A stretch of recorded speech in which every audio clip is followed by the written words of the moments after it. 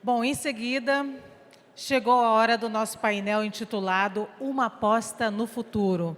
Vamos delinear, então, uma estratégia conjunta para o futuro mais promissor para o Rio, destacando oportunidades de investimento importante e inovação que podem impulsionar o desenvolvimento do Estado. Então, eu vou convidar ao palco agora, eu peço que recebam também com palmas, Razenclever Lopes Cansado, presidente da Loterge.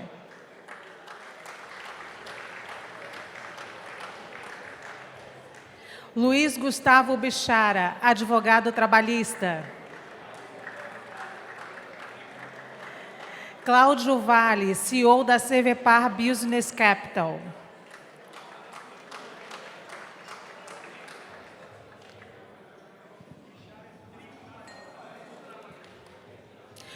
Me perdoe, acho que eu troquei aqui o advogado Luiz Gustavo Bichara. Se eu falei trabalhista, eu falei muito errado. Tributarista, gente, me perdoe.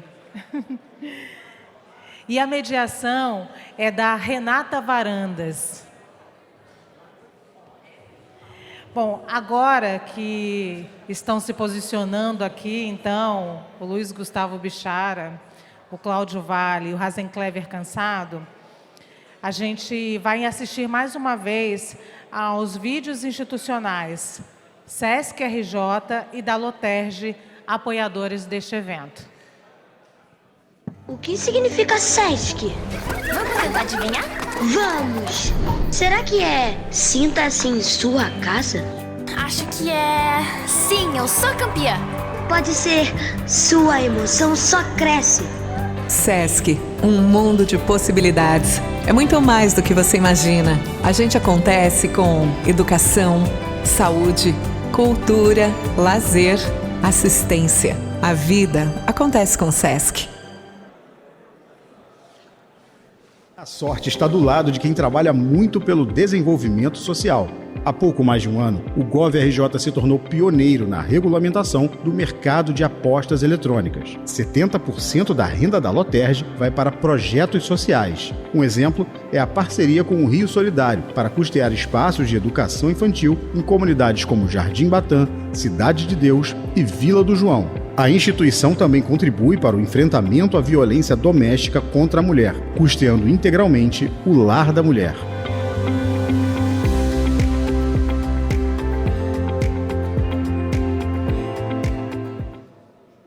Agora sim, vamos começar então o nosso painel. Renata, com você. Bom painel.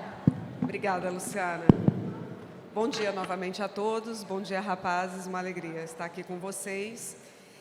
Eu queria começar com o Cláudio. Pode ser, Cláudio? Cláudio, eu não vou te chamar de senhor porque você é muito jovem, tá? Quando você abriu o seu primeiro escritório, tem exatos 20 anos. Foi lá em Fortaleza e era exatamente para poder tentar facilitar o financiamento às empresas do Nordeste. Depois veio a CVPAR e que foi direto na Faria Lima para poder ter investimentos diretos para o Nordeste também. Isso tem sido feito com muito êxito. Eu te pergunto, com toda essa sua experiência hoje, como que dá para melhorar o ambiente de investimentos, seguindo a prática do ESG, para quem tem capacidade de investir, o faça também no Rio de Janeiro? Obrigado, Renata. É um prazer estar aqui com o João Camargo, com a Aninha. Sempre muito bom debates, sempre aproximando o poder público do poder privado, e a gente está podendo conversar por igual e contar aqui um pouco da história.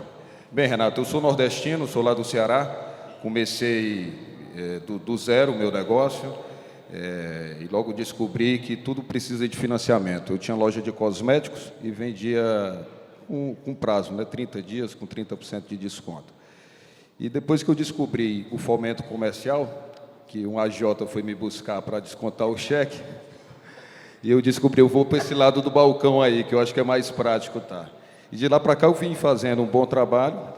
A gente foi para São Paulo e temos também aqui fomento mercantil aqui no Rio de Janeiro. Temos várias empresas aqui, indústrias, que fazem desconto conosco de recebível. Agora, 5 anos atrás, a gente fez uma seguradora chamada ESE Seguros, com meu sócio que está aqui, o Luiz Machado. Estamos patrocinando o Corinthians. Parece que é agora que eu virei empresário, depois que você está patrocinando um time grande, viu? E é um pouco da história, é um pouco aqui de a gente conversar de segurança jurídica. Eu acho que quem faz empréstimo no Brasil, a gente tem um desafio muito grande, que é correr das recuperações judiciais. É um mal muito grande para o industrial, porque ele acaba que paga mais caro por conta dessa proteção ao devedor. Então, o crédito no Brasil fica mais caro. É um debate que eu tenho trazido sempre aqui no Esfera, aqui, de a gente encarar essa forma da citação judicial ainda hoje. Está aí nossa advogada aqui, ainda feita por oficial de justiça, coisa que demora bastante quando você vai satisfazer seu crédito.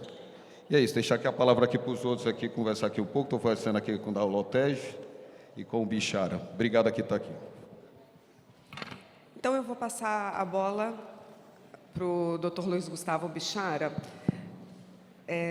A gente tem aí uma reforma tributária, aguardando regulamentação, e eu sei que o senhor, apesar de ser a favor, tem pontos críticos também. Queria saber quais são esses pontos críticos principais e entender hoje o impacto da reforma tributária no estado do Rio de Janeiro, nos municípios também. Muito obrigado, Renata. Bom dia a todos. Queria agradecer ao meu amigo João Camargo, a Ana, meu amigo Bacelar. Para mim é uma honra grande estar aqui e uma alegria especial, porque como carioca, ver um think tank como o Esfera fazendo um evento desse no Rio de Janeiro é uma demonstração inequívoca de confiança no Estado. Então, agradecer a você, João, também como carioca. Queria saudar também os presentes aqui no meu amigo, na presença do meu amigo William Vac, que quase foi censurado no painel anterior, né, William? E merecidamente, porque você é o maior jornalista do Brasil e não deve jamais ser censurado.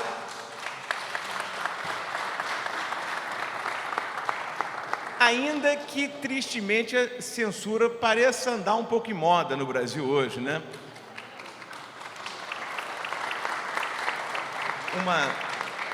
Uma nota de rodapé um pouco triste, mas factual, em face ao que a gente está vendo hoje em dia, né? Então, reforma tributária, Renata, você observou bem, eu sou francamente favorável à reforma. Agora, acho que nós precisamos fazer a reforma com reflexão e não no reflexo, né? Eu conversava ontem à noite com o Flávio Rocha sobre isso. Há uma diferença muito grande, eu diria oceânica, entre o que nos prometeram e o que está sendo entregue. Nos prometeram manutenção de carga, desculpem a franqueza, isso é um delírio. Não está escrito em lugar nenhum. Pode estar escrito no press release da equipe econômica, mas não está na norma. E eu, talvez, por vício de profissão, acredito na norma, não acredito em press release. Nos prometeram simplificação. Extinguiram 4 tributos. PIS, COFINS, IS7 e CMS. Criaram 6. Seletivo mineração, IBS, CBS, a contribuição sobre semi-elaborados e mantiveram o IPI para compensar a Zona Franca. Então, a simplificação que era de redução do tributo não foi entregue. E nos prometeram uma transição suave, né? Um soft landing. A transição será feita em 10 anos, será assimétrica, porque a União vai cobrar o tributo dela na frente, então ficou muito confusa. Eu tenho a impressão, e digo isso aqui para a gente trocar uma ideia junto, que essas promessas não estão sendo entregues. Há uma assimetria grave entre o que foi prometido e o que está sendo entregue. E eu fico aí um pouco intrigado no seguinte sentido: a quem interessa essa sofreguidão? A reforma foi votada na Câmara a toque de caixa, como se houvesse uma necessidade urgente de aprovar ela naquele dia. Assim. Eu tenho um certo desconforto com isso. Esse tema é muito complexo, ele não deve ser analisado com essa pressa. Eu acho que a gente tem que parar um pouco e debater temas importantes. E uma coisa que eu chamo a atenção de vocês aqui é o seguinte: essas normas hoje em discussão foram gestadas por grupo de trabalho onde o contribuinte não estava presente. Então tinha gente da União, tinha gente dos estados, tinha gente do município, mas não tinha representante de quem paga a conta. Não tinha ninguém do contribuinte. Não foi ouvido. Não foi ouvido. Isso é muito grave. E disso resulta o quê? Normas com um evidente viés arrecadatório. Se a gente esperar que esses burocratas tenham preocupação com o contribuinte, É como imaginar que em dezembro vai ter passeata de peru em defesa do Natal. Não vai. Né? Então, eu acho que a gente tem que ficar muito atento para esse tipo de coisa. E aqui dou exemplos rápidos de como o debate caminhou um pouco para a terra do nunca. Né? A questão da alíquota. Né? Esse debate ganha rua. Né? Até minha mãe, que é dona de casa, opina na alíquota. Isso é uma bobagem. Porque não existe uma alíquota. Existem 3 alíquotas. Uma federal, uma estadual e uma municipal. E qual será a alíquota que o contribuinte vai pagar? Depende de onde ele estiver. No Rio de Janeiro pode ser uma, em Niterói pode ser outra, em São Paulo outra. Então, esse debate sobre a alíquota, ele é um pouco diversionista. O que eu quero dizer é, ele não tem nenhuma importância, porque a alíquota será aquela que o Estado, o município e a União entenderem que é necessária para financiar o Estado. Essa coisa um pouco de jogar um contribuinte contra o outro, se der o benefício de um, vai aumentar a modal. Desculpem, isso é uma falácia. Ninguém sabe qual vai ser a alíquota e não existe essa prometida manutenção de carga. Eu insisto nesse ponto, isso não está no texto. Uma outra bobagem que se repete muito é o tema dos benefícios. Né? Trata-se os setores que tiveram um regime diferenciado como se fossem beneficiados com alguma coisa obtida na calada da noite. Isso é uma bobagem. O mundo inteiro tem 3, 4, 5 alíquotas. A Alemanha tem 4, a França tem 4, Portugal tem 5. Isso é normal. Claro que nós podemos discutir o critério de eleição desses setores. Tudo bem. Né? Por exemplo, agora há setores que inequivocamente têm tratamento diferenciado. Educação, saúde, transporte, aluguel. Esse é o padrão mundial do IVA. Então, essa coisa de achar que, esse benefício, isso é a coisa mais normal do mundo. O IVA europeu é assim. Não adianta a gente querer fazer uma coisa, a alíquota única, onde é que tem? A Nova Zelândia. É um país menor do que o Piauí. A gente não pode achar que o Brasil vai ter uma simplicidade na reforma tributária. Claro que essa reforma tributária vai ser difícil. Agora, o tema está permeado por falácias. Se tiver mais um tempinho, eu vou aludir a mais 2 ou 3. Obrigado.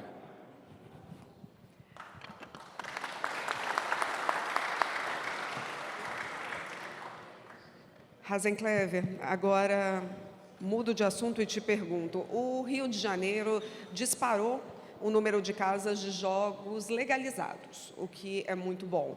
No entanto, a gente tem milhares de plataformas que estão ilegais ainda, que operam no Brasil de forma irregular, que sonegam imposto, que não tem nenhum tipo de compromisso com o país.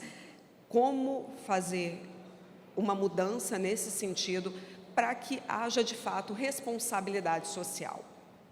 Obrigado. Bom dia a todos. Aproveito para cumprimentar aí os organizadores, através do presidente João Camargo, e cumprimentar os presentes aí, através do nosso grande secretário da Casa Civil, Nicola, e agradecer aí o Esfera por essa oportunidade de trazer ao Rio de Janeiro e ao Brasil essa discussão tão importante no Brasil, neste momento, que são das bets, das casas de apostas, e a legalização que está chegando aí dos cassinos e dos bingos em todo o país. O Rio de Janeiro foi inovador e disruptivo na legalização das bets, das casas de apostas esportivas no Brasil e no cassino online.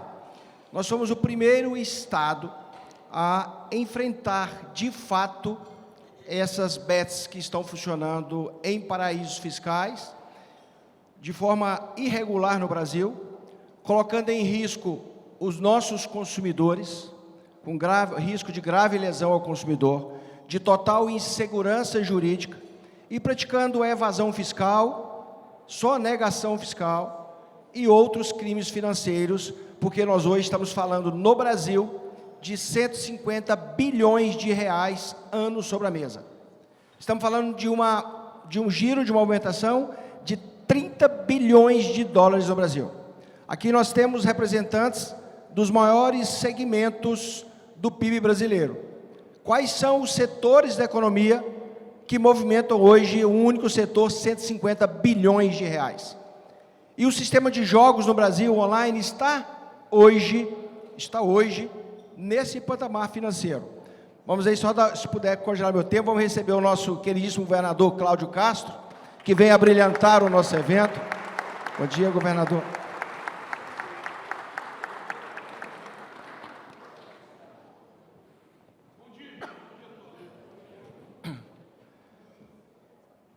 E o nosso governador, compreendendo a oportunidade de transformar esse setor em recursos para a área social, em recursos para melhorar a vida de milhares de pessoas e de famílias nos bairros e nas comunidades mais carentes e de maior risco e vulnerabilidade social no Rio de Janeiro, determinou que a LOTERJ saísse à frente. E em março de 2023, nós abrimos, então, a oportunidade de vir para o Rio de Janeiro, trabalhar sobre a luz do sol, trabalhar na legalidade com a pós-esportiva e com os cassinos online. Nós hoje temos dezenas de empresas de bets nacionais, americanas como o Grupo CISA de Las Vegas, europeus, asiáticos, que estão operando conosco ou em fase de legalização de habilitação. E esta oportunidade contrapõe a União, que na inércia está vendando os olhos e permitindo que mais de 4.000 plataformas trabalhem de forma irregular no país, mandando dinheiro para os principais paraísos fiscais, Malta, Gibraltar, Luxemburgo, e tirando dinheiro de circulação brasileira, como essa semana vimos uma série de iniciativas do comércio varejista, do Grupo GPA, do Grupo Açaí, do Magalu, de diversos grupos que começaram a se levantar contra esse movimento ilegal que está no país. E o Rio de Janeiro se contrapõe a isso. Nós hoje no Rio de Janeiro, com as nossas bets, as nossas casas de apostas legalizadas, no mês de agosto nós fecharemos com prêmios pagos de 1,5 bilhão de prêmios pagos no Rio de Janeiro. Para ter uma ideia, é só entrar no site da Caixa Econômica Federal, da Caixa Loterias. Os prêmios pagos pela Caixa Loterias em todo o ano de 2023, estamos falando de 8,23 bi de reais. Como o Rio de Janeiro, nós trabalhamos com um payout, que é uma participação no prêmio da aposta muito maior. No cassino online no Rio, o prêmio chega a 96% do valor captado. Nós hoje estamos com esse pagamento de prêmio, ajudando a transformar a vida de pessoas, e mais do que isso, o lucro que o Estado, que a LOTERJ tem, do seu GGR, que é o melhor custo-benefício proposto para o Brasil, e inclusive em relação ao Ministério da Fazenda, nós temos uma outorga fixa de 5 milhões de reais e uma outorga variável de 5% do GGR. Todo esse recurso, por determinação da legislação local e por total empenho do nosso governador, nós estamos aplicando lucro no social do Rio de Janeiro. Nós temos hoje milhares de refeições diárias no estado de Rio de Janeiro, nas comunidades mais vulneráveis, bancadas pela receita da LOTERJ com as bets. Nós temos 3 creches no Rio de Janeiro, 100% bancadas pelas bets, nas comunidades de maior vulnerabilidade social.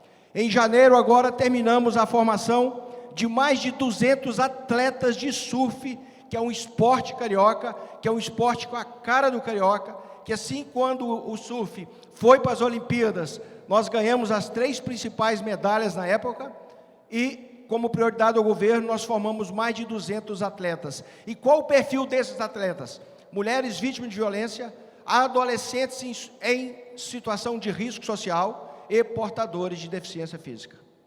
O governador, numa reunião recentemente, aqui no Copacabana, com players do mundo inteiro, o governador disse para esses players, para essas casas de apostas: eu não estou aqui com os senhores por causa de jogo, não estou aqui por causa de loteria, eu não estaria aqui por isso.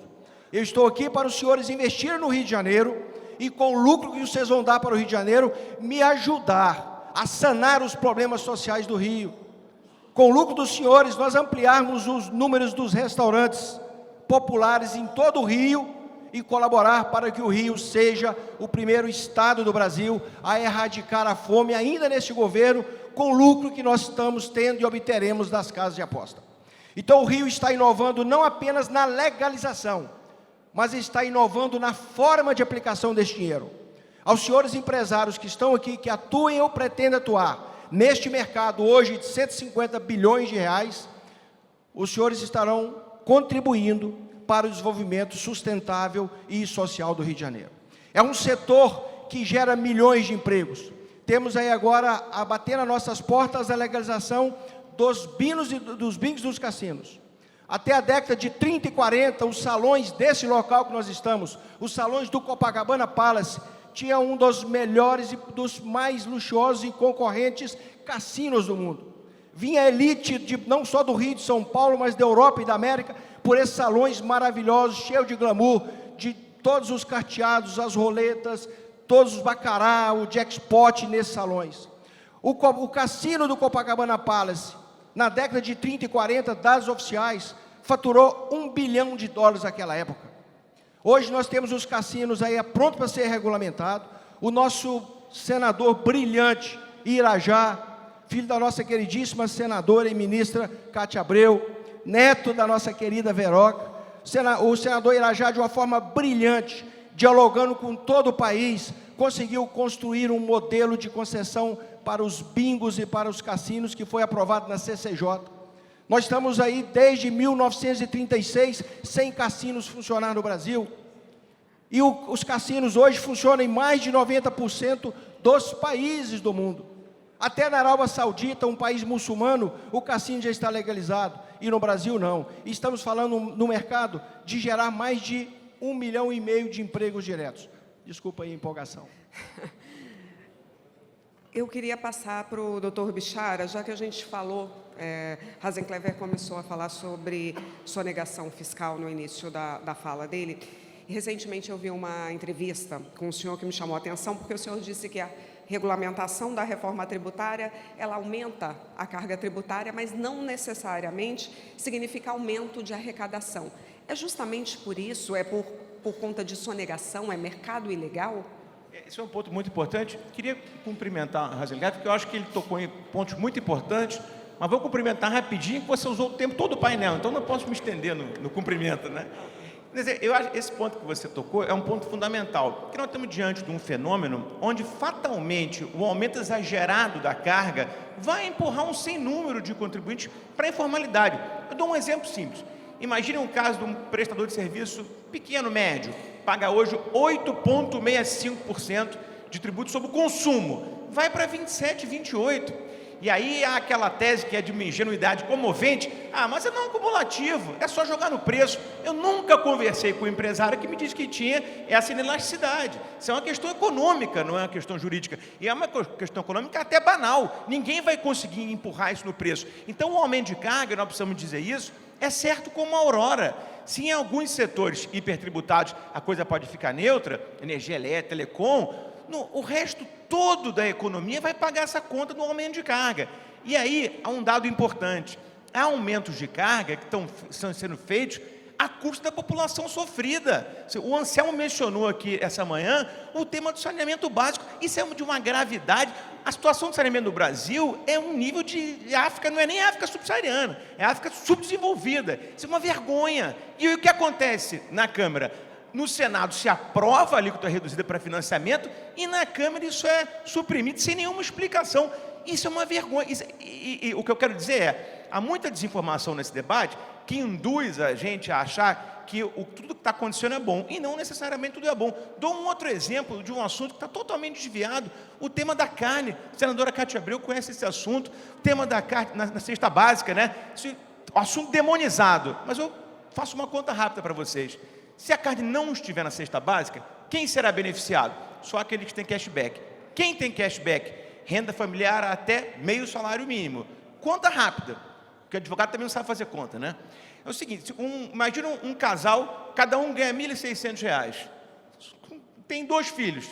Imagina o porteiro do seu prédio, a moça trabalha na sua casa. R$ 3.200 de renda familiar, 2 filhos. Não tem benefício social, não tem cashback. Então, esse casal, essa família de 4 pessoas, estará condenada a não comer mais carne. Aliás, sabe o que também essa família não vai fazer mais, Renata? Viajar. Porque a passageira vai aumentar 28% no Brasil. E porque não há um conceito de aviação regional e nós vamos... Passagem aérea acabou. Vai voltar a ser coisa de rico. O que eu quero demonstrar com esses exemplos assim, muito rápidos, que a gente não tem muito tempo, é que há um problema sério de aumento de carga que está um pouco... vamos dizer assim, escondido. Quer ver um outro problema que está escondido? O secretário Leonardo Lobo aludiu a ele de manhã rapidamente. A questão federativa. Esse é um dado menosprezado. Vejam, hoje o que acontece? A tributação vai toda para o destino, regra do destino, né? Aí eu pergunto para vocês, as farmacêuticas que estão em Goiás vão continuar lá? ou elas vão se instalar em São Paulo para ficar perto dos seus mercados consumidores? Né? As empresas de automóveis, está aqui o Márcio Lima, que não me deixa mentir, que estão no Nordeste, vão ficar lá ou vão querer vir para perto do seu mercado consumidor? É claro, governador, que quando acabar essa transição, vai todo mundo para São Paulo. Rio e Minas Gerais vão pegar uma rebarba, mas vai todo mundo para São Paulo, então vai aumentar muito a concentração. No fundo, o que a gente está diante é de uma visão de mundo de concentração do poder na União, no Estado Central. E governadores e prefeitos...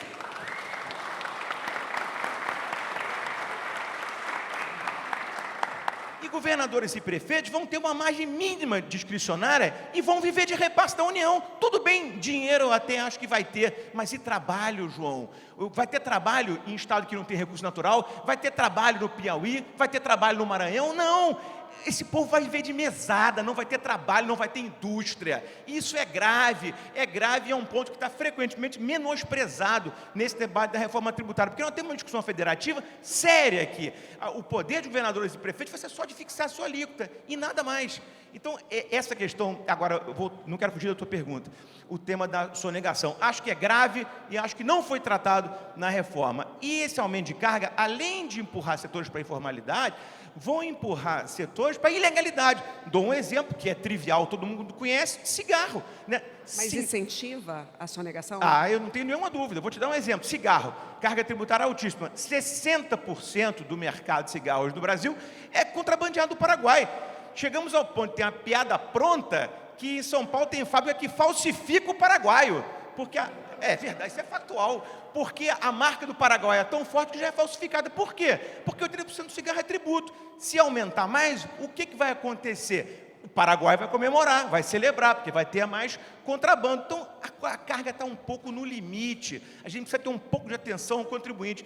Eu acho que o teu exemplo, cara, foi muito positivo, porque o Rio de Janeiro fez uma coisa criativa. Quer dizer, vejam, as bets não foram tributadas durante anos. Por quê? A quem interessou isso, né? Uma falta de criatividade do governo federal. Para quem acha que todo problema é prego, a única solução é martelo. Né? E não só a criatividade, mas faltou a ação da União. E na omissão da União é que entrou a ação disruptiva do Estado do Rio de Janeiro. E o governador criou para o Rio de Janeiro o melhor custo-benefício para as bets, porque nós sabemos muito bem dos exemplos de onde tem a alta tributação. Quando a França legalizou os seus jogos online, e ela foi o país da maior carga tributária da Europa, a França esperava trazer para o recolhimento dos tributos, legalizar 80% das bets. Ela não legalizou 10%. Então, quando você eleva a taxa tributária, eleva as alíquotas, você está empurrando os jogos para a ilegalidade. Você está perpetuando o jogo ilegal, o jogo irresponsável. E esse é o contraponto do Rio de Janeiro, oferecendo a condição de que eles, de fato, venham trabalhar e operar na legalidade, gerando impostos, gerando riquezas e gerando empregos no Rio de Janeiro. Agora, acho que vai ser a última pergunta, Cláudia, para você. O nosso painel, o tema é uma aposta no futuro, e isso passa, obviamente, claramente, pelo desenvolvimento social. Você é uma pessoa, a gente estava conversando ali mais cedo, e você é uma pessoa que está muito comprometido com um projeto chamado Pacto contra a Fome, que junta grandes empresários. Como fazer que esse movimento chegue, você atua no Nordeste, mas chegue aqui no Sudeste, chegue no Rio de Janeiro de forma forte, como está no Nordeste? Eu vi aqui nesse painel muita indignação, né? Indignação com tributo, mas tem uma indignação no Brasil, que tem que ser de todos nós, que é essa luta contra a fome. Ainda não é possível que a gente ainda tenha 8,4 milhões de pessoas passando fome no Brasil. Isso aí é uma indignação muito grande que a gente tem aqui. Todos aqui somos formadores de opinião, geradores de riqueza, e a gente tem que ter esse compromisso. Eu me envolvi agora com esse Pacto contra a Fome, que é liderado com a Geise Diniz, que é esposa do Abílio, e ela me procurou dizendo: Cláudio, não é possível que na África não tenha um alimento e tem fome. No Brasil tem alimento e tem fome. O que é que a gente pode fazer para a gente diminuir essa desigualdade? Me procurou e ela começou essa iniciativa lá pelo Ceará.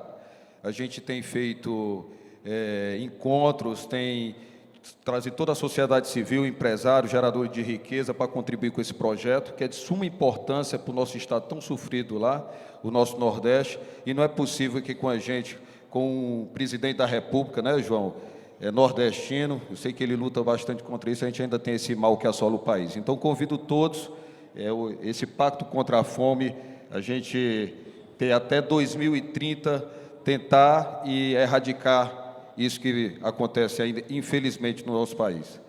Estou vendo aí que o tempo está acabando, é bom demais, gratificante estar aqui numa manhã como essa, João, que você faz, com tantos amigos, quantas pessoas aqui, tanto debate, como ouvi o Bichara aqui de manhã aqui com essa indignação dele, eu ia me aprofundar aqui falando aqui dessa insegurança que a gente está. Realmente, o governo está meio atrapalhado nessa história de estar querendo imposto a todo custo, querendo pagar os gastos dele e transferindo para a gente que é gerador de riqueza. A gente fica nessa insegurança. Agora há pouco, tive agora a discussão se tributava os fundos fechados ou não, e até parece que a gente já combinou com o nosso investidor, como é que eu combinei com o meu investidor, o cara fez um investimento comigo para sair daqui 2, 3 anos, e o governo vem e muda a alíquota, então o juro que eu já pratiquei vai mudar tudo. Então, o governo realmente precisa melhorar muito com essa comunicação, com a população, com os empresários. Está faltando essa comunicação direta, e é isso aí que a gente apela. Bichara, você quer comentar? Tem 2 minutinhos. Tendo 2 minutos, eu não vou deixar na mesa, né? Eu acho que tem um outro ponto importante sobre a reforma, e falando de futuro, que a gente não falou, que é do imposto seletivo. A gente discute o IVA muito, mas não discute pouco o seletivo. E o seletivo ficou com uma formatação, ao meu ver, escandalosa no final da discussão, né? Vejam o seguinte, respectivamente, segundo e terceiro item na balança comercial brasileira de exportação, petróleo e minério de ferro, tem imposto seletivo.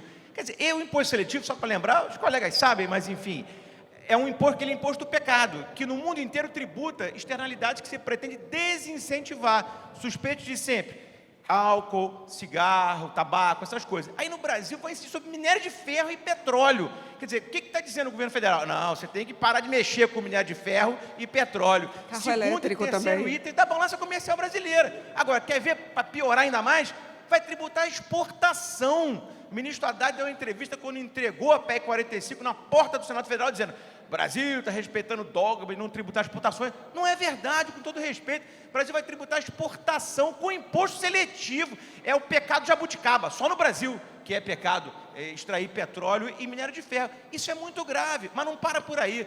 O problema do seletivo, na última versão, entrou coisas como automóvel. Quer dizer, qual o pecado de se comprar automóvel? Podemos discutir a questão de poluição, etc., mas automóvel, até automóvel elétrico entrou, que o mundo inteiro incentiva tributariamente, o Brasil vai tributar com o imposto seletivo. E, ao mesmo tempo, algumas coisas, como, por exemplo, arma de fogo, que eu acho que ninguém discute, né, que é uma coisa problemática, está de fora do seletivo. Então, o seletivo ficou com um desenho péssimo e, o pior, um cheque em branco para o legislador manejá-lo como quiser. O que no Brasil, Renato, é claro, nos causa muito medo, porque cachorro mordido de cobra tem medo de linguiça, né?